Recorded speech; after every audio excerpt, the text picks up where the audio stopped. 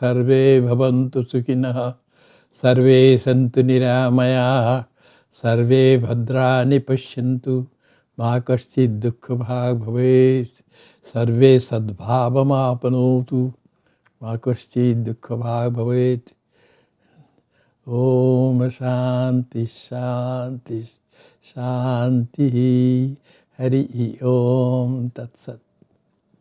May all be happy. May all be free from diseases.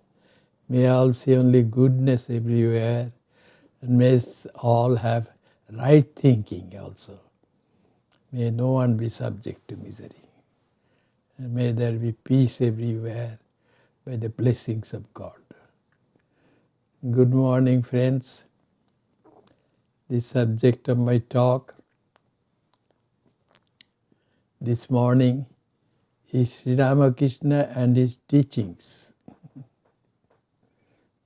Well, according to my understanding, he came to teach all aspects of spiritual life. And the Holy Mothers, the spiritual consort of Sri Ramakrishna, Holy Mother Sarada Devi, said, Sri Ramakrishna didn't come to teach religious harmony. He came to teach renunciation. And now what is renunciation? Renunciation means anything which acts as an obstacle to spiritual growth. That is my understanding of renunciation. In Sanskrit, tyaga.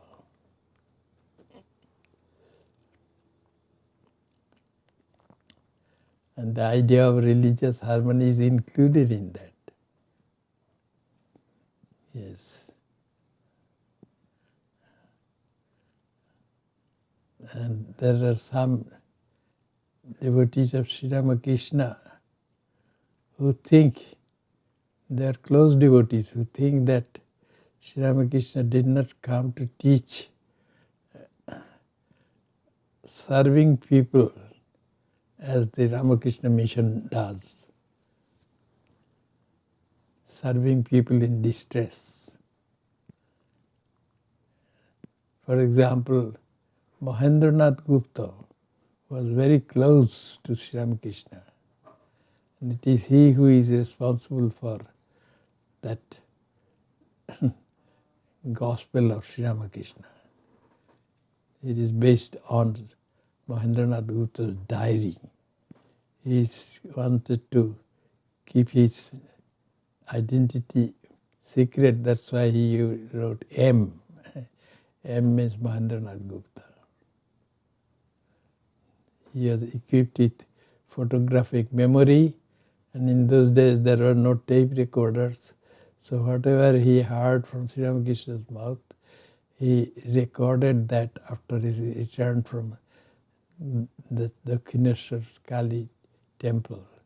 That was a temple complex where Sri Ramakrishna lived, and Mahendranath Gupta used to go and visit him. He was the principal of a high school at a young age, appointed by the British government at that time. That was in Calcutta. So this is Mahendranath Gupta. So Mahendranath Gupta did not believe that Sri Ramakrishna came to teach the harmony of religions. He came to teach something else. And let us see whether that is true or not. Once, after many years after the passing away of Sri Ramakrishna, the Vedanta Center in Benares was started. It is a center which is to serve poor people when they didn't need medical help. It was a hospital actually. Nowadays it is called Sri Ramakrishna Mission Home of Service. And that was started having been inspired by Swami Vivekananda.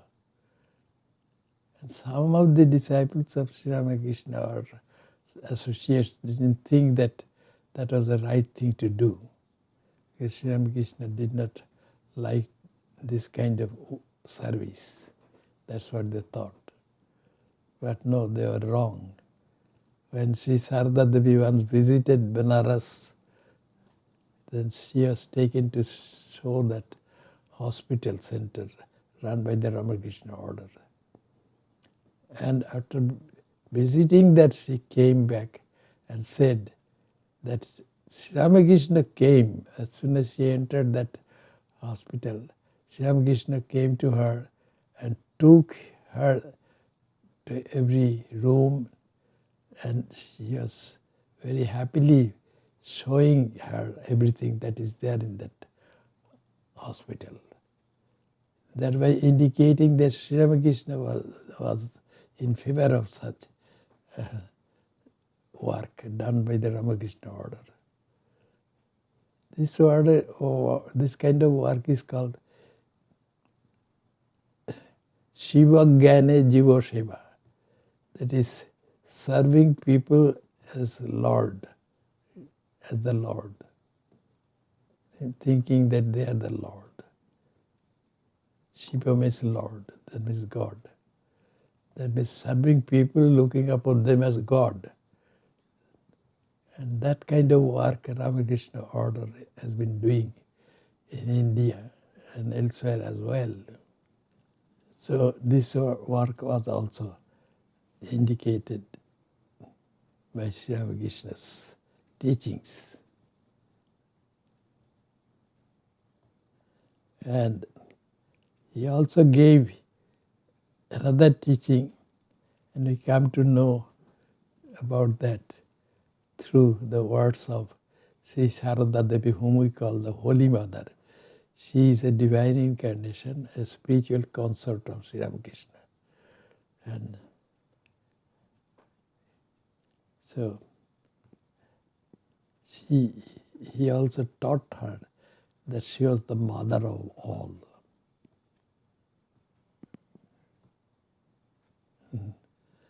He saw no difference between her and the Divine Mother, Kali, who was in the temple.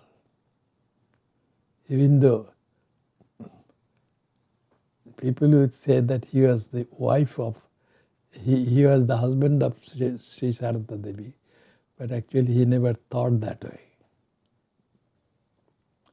And so Sarada Devi also thought that Sri Ramakrishna was the Divine Mother, and vice versa.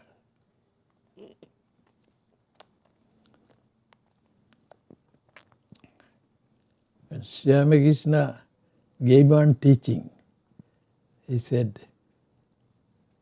truthfulness, practicing truthfulness is the spiritual austerity of this present age, he said. That is very true. Before becoming a monk, I worked as a government auditor.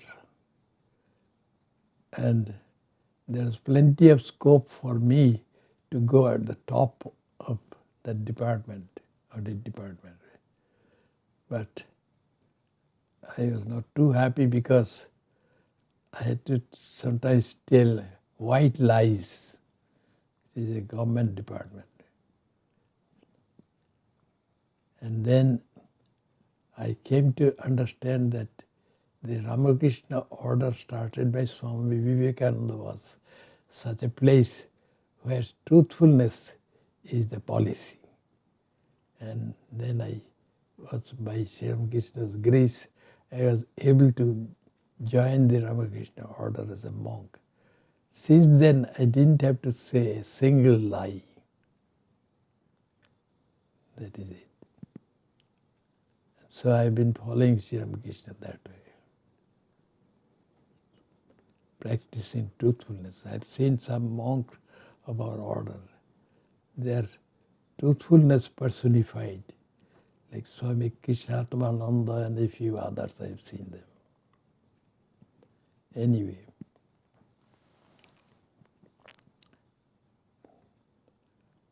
so that is Sri Ramakrishna's one of his teachings. And he gave teaching according to the need of the person also. There was one disciple of Sri Ramakrishna. Sri Ramakrishna did not have the idea that he was a guru of anybody, but we call some very close devotees of Sri Ramakrishna disciples.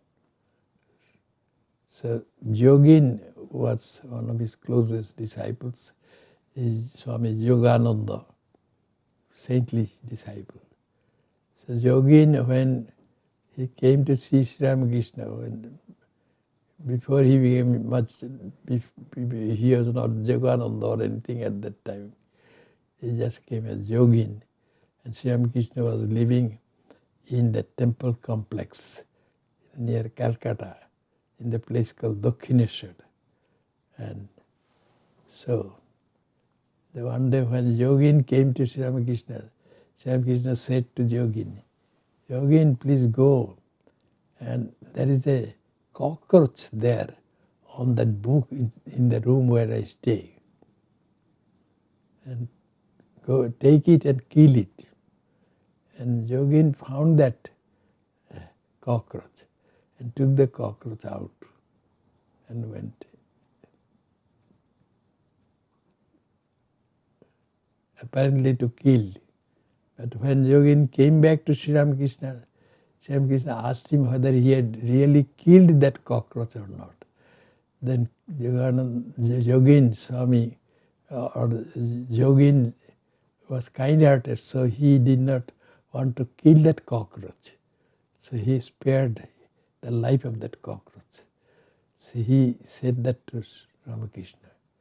And then Ramakrishna scolded him by saying it was not the right thing to do, because if somebody has to obey one's guru or spiritual teacher, he or she has to follow that person totally. Sri Ramakrishna was not devoid of kindness, but he wanted to teach Yogin that truth. It was something which Yogin had to learn. He also taught Mathur. Mathur was the supervisor of the temple complex and was the son-in-law of Rani Rasmani, who had started the temple complex. And he taught Mathur what is to be childlike in order to experience God. Mathur once took Ramakrishna and Mathur treated Sri Ramakrishna like a child, because Sri Ramakrishna behaved with Mathur that way. And our scriptures say that a person who has experienced God can be balakavat, can be like a child. And Sri Ramakrishna was that way. And Mathur once took Sri Ramakrishna to Calcutta and entered a home of a woman who was a prostitute. And then after having close relationship with that woman, when Mathur came out and Sri Ramakrishna was sitting downstairs in that double-storied building, then came out and took Sri Ramakrishna back to Dakshineshwar temple complex. And at that time, Sri Ramakrishna would even lie in bed with Mathur and his wife, because Sri Ramakrishna was treated just like a child by Mathur at that time, and he behaved with Mathur that way.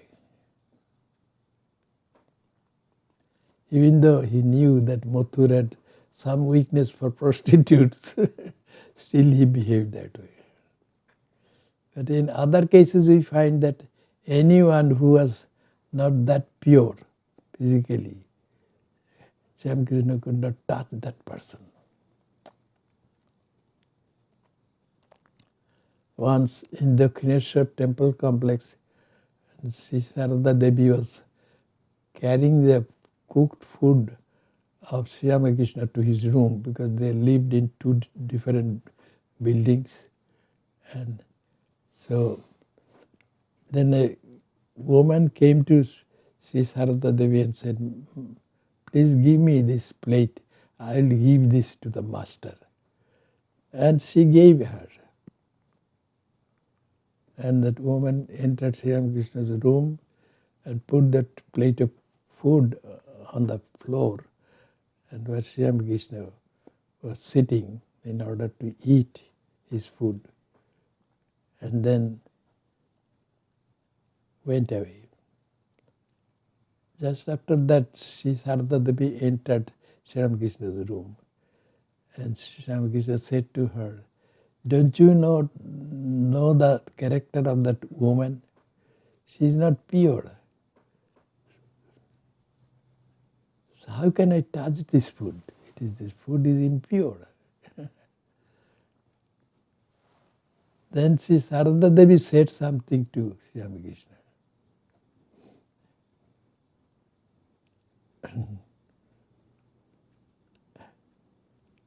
That woman had asked me to give this plate to you, that's why I gave that plate to you. Then Sri Ramakrishna said to her, but don't you know that I cannot touch anything which is contaminated by the impure touch of a person whose sexual life is not pure? Then why did you give that plate to her? Then Sri Sarada Devi replied, I gave that plate to her because she had approached me and addressed me as mother. Said, mother, please give me this plate and I will take you to the master. Anyone who calls me mother and requests me that way, I can never say no to that person. So Sri Ramakrishna was pleased to hear that, because he knew that Sri Sarada Devi had come to teach the world the motherhood of God. Then what did he do? Then he ate that food which had been brought by that woman and placed before him. So he didn't complain that food which he normally one would think he would not touch. He not only touched that, but he ate that food. I have been on invitation to Japan many times. Actually, yes, 20 times. And then I knew one Japanese gentleman. That gentleman came to me and said, Swami, I love Ramakrishna less than I love Jesus Christ. I said, why? Then he said, because Sri Ramakrishna could not touch impure people. I am not that pure. And Jesus said, Jesus could touch everybody. That's why. But he should have heard this story. He gave different teachings to different people. Yes.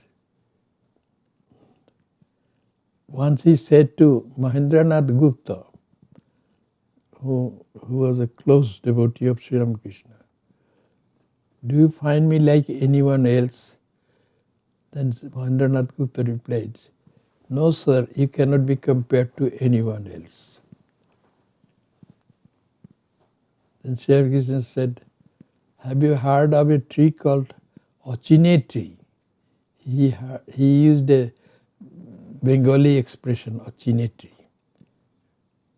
So what is that ochine tree? You can see that tree, but you don't know, you are not able to know what kind of tree it is. Such a tree is ochine tree. So Sri Ramakrishna was oscillatory.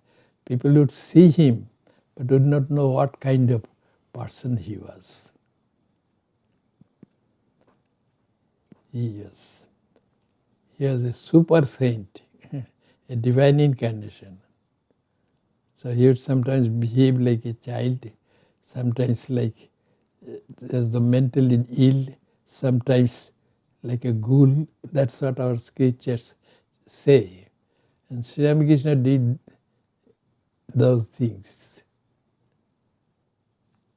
And that he was a divine incarnation was declared by some scholars of Hindu scriptures who had come to the Dakshineshwar temple complex. By seeing him or his behavior or getting his teachings, it would not be possible for people to know what kind of a teacher he was. And then came one a nun. She belonged to the Tantra sect. She is known as Bhairavi Brahmani. And it is she who recognized him to be a divine incarnation. And she said that to Mathur. And Mathur invited the renowned scholars of the scriptures from around that area. And they all came, examined Sri Ramakrishna, and they all declared, they unanimously declared that Sri Ramakrishna had all those signs and symptoms of a divine incarnation. But what happened to Ramakrishna? Nothing had happened to him. He sat there in front of them like a child and chewing a kind of spice which he would sometimes like to chew, as though they were the scholars or pandits. They had been talking about someone else. So, who other than Sri Ramakrishna knew first that he was a divine incarnation? Sri Ramakrishna himself knew that. So it was no news to him anyway. So he didn't want people to recognize him, his spirituality. So he would use some kind of a disguise also. He had occult power. They come naturally to a divine incarnation. There's very rarely he would use his occult power. So there was a saint, Vijay Krishna Goswami. He lived in Dhaka. He knew Sri Ramakrishna and had developed great regard for him. He came to see him in the Dakshineshwar temple complex and mentioned that he had seen Sri Ramakrishna in Dhaka, in person, not just seen, because he touched him there. He was physically present there. It was a strange thing to hear. But anyway, Narendra, who later on became Vivekananda, was present there. And he called Vijay Krishna Goswami aside and said to him that Narendra also had seen Sri Ramakrishna in his study many times, physically present. And Sri Ramakrishna would go there to give him spiritual teachings. And Narendra lived in Calcutta. So it is Sri Ramakrishna taught that way. And there were some religious teachers at the time of Sri Ramakrishna. And one of them was a teacher of the Brahma Samaj, that means a reformist Hindu society, named Keshav Chandra Sen. He was a great speaker. And people would go to him to listen to his talks. As Sri Ramakrishna once said to the Divine Mother, to God, Mother, I cannot give such lectures. Please give me the power so that I can help people spiritually by mere touch. So Sri Ramakrishna's teaching was how? Not through the words of his mouth necessarily, but by his touch. So when people would come, he would sometimes touch them, and then they would have spiritual realization. When Sri Ramakrishna spent his last days in a house in an area called Kashipur, that was a country home belonging to a rich man, but some devotees hired that house for Sri Ramakrishna's use. So Sri Ramakrishna was staying there. And there he would pretend to be very ill, unable to even change his side. Those are the last days of Sri Ramakrishna. That's how he was.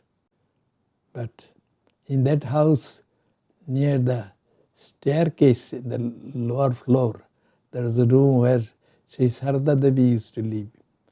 And Sri Sarada Devi once saw Sri Ramakrishna at night going out of the house. And after a while he came back running and ran up the staircase and went to his room. But he would pretend to other people that he was unable to even change his side when he was in bed. He was so ill. So Sarada Devi went to him. And when he went to Sri Ramakrishna, he said, "So you have seen what I have done." Then he said, "You know what I did was, I went out because these boys later on became those great saints like Vivekananda and others. They were staying with Sri Ramakrishna also at the time. He said these boys were fond of one juice, date juice. And in India what they do is they put a pitcher on the date tree to collect date juice. They cut a little bit of the stem of the tree, and from there date juice gets collected into that pitcher. But in that tree there is a cobra. So Sri Ramakrishna said to Sri Sarada Devi, "I went there to chase away that cobra. Otherwise that cobra might bite one of these boys." So it was a disguise of Sri Ramakrishna.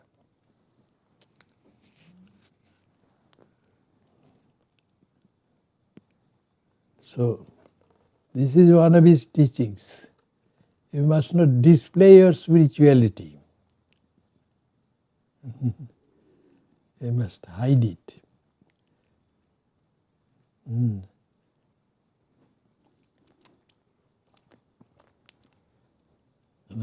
he would give spiritual help to people by touching them, as I have told you, because he had prayed to God for that power. He would not talk, just simply touch, and people have spiritual experience.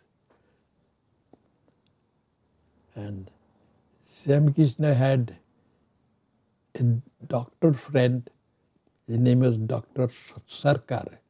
He would come and examine his throat because he had developed cancer of his throat, which apparently caused his demise. He could have cured it easily, but he needed that to show that he was still a human being. He wanted to hide that he was a divine incarnation. So people would come to Sri Ramakrishna and they would touch his body and would get benefited spiritually. And that was noticed by Mahendranath, Dr. Sarkar. He was also Mahendranath, Dr. Sarkar, who would come and give free service to Sri Ramakrishna. They had somehow become fond of Sri Ramakrishna. And he said to Sri Ramakrishna, because he would look upon Sri Ramakrishna as a child, he said, don't allow those people to come and touch you. That's not good for you, he said. But Sri Ramakrishna would allow people to touch him in order to benefit spiritually. Just 1 or 2 days before he passed away in that country house in Kashipur near Calcutta, where he spent his last few days, he came out of his room and touched those people. Those people came and saluted him. Then they all were benefited spiritually.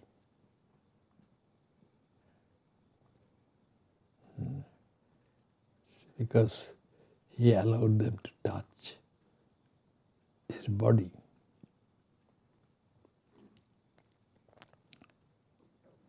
So this is how he used to teach. He would not teach people as much by wagging his tongue, his talking, as much as by his touch. His life was the teaching. Sri Ramakrishna's life was his teaching mainly. This is what I wanted to say. So the subject of my talk was Sri Ramakrishna and his teachings. What teachings he gave? The highest teaching that he gave was that you should build up your spiritual life. And Sri Ramakrishna demonstrated that by his own life. And as he was a divine incarnation, let me refer to the Bhagavad Gita, where Sri Krishna, the teacher, a divine incarnation, is talking about what is a divine incarnation. He is saying, Sarva dharman parityajya mamekam sharanam braja aham toam sarva papabhyo mokshishyami ma sucha. Sri Krishna, the divine incarnation, in that book is saying to his student Arjuna, Prince Arjuna, that is, giving up all other spiritual pursuits, just come and touch me. Surrender unto me. I will liberate you from all your sins. That's what Sri Ramakrishna wanted to do to others. Once one devotee came, he had the power to suck in the bad karma of others. He was spiritually evolved. And he came and he thought that by touching Sri Ramakrishna, when Sri Ramakrishna was suffering from this cancer of his throat, that he would suck in that karma and make Sri Ramakrishna healthy.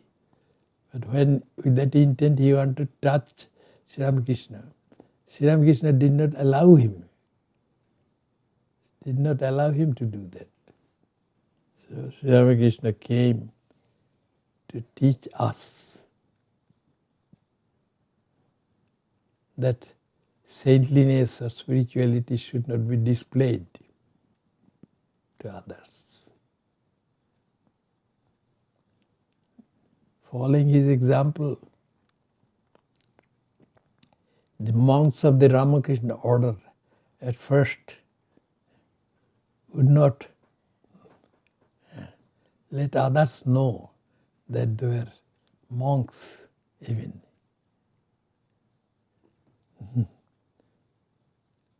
And some of the monks wrote some books, religious books, but did not put their names on the books as authors. That's what was the practice in those days. But eventually they changed that,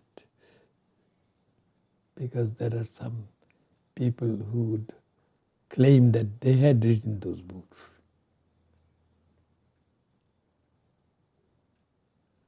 When I first was sent to this country, then I was invited by a professor of a university in Calgary to give some talks. So I agreed to that. Then he asked me, please give me your biodata.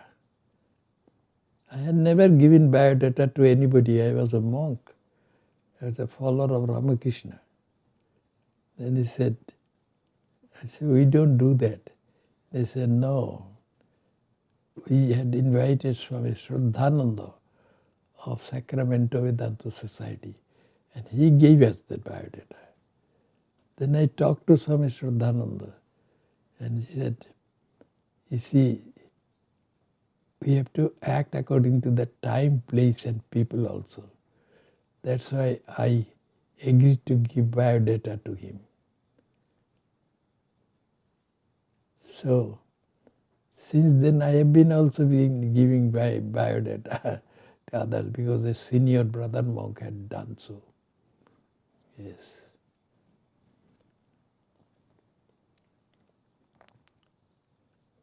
So Sri Ramakrishna taught us not to do anything in order to get praise for our life. This is one of his teachings as well. And when some people had started recognizing him to be a divine incarnation, then he decided to leave this world. He came to Sri Sarada Devi and said,